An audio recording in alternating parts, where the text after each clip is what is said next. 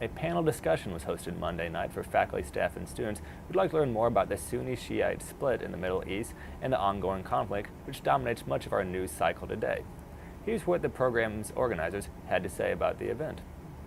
The main topic is sectarianism in the Islamic world, mainly the conflict between the Sunnis and the Shiites in the world today. The Middle East is very important for the U.S., and two important reasons for that is that the oil, a lot of oil comes from there, and the second is Israel.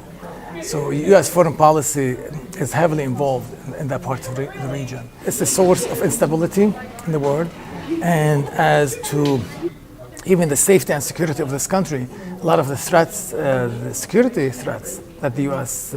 Faces today are connected to the conflict in that region as well. I would argue that, the Middle East in general, in terms of a region, is the hotspot of the most important political, and social events that are happening in the world, and sectarianism is at the very heart of that. So it's one of the most important global issues right now.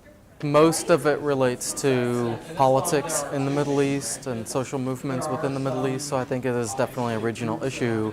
Of course, there are groups such as Al-Qaeda and others who would like to do harm in the U.S. and like to spread their influence in the U.S., but I don't see it as an imminent threat. The lesson is to be more knowledgeable about what's happening around the world. That's, I guess, if we could do that, then we'll be much better off.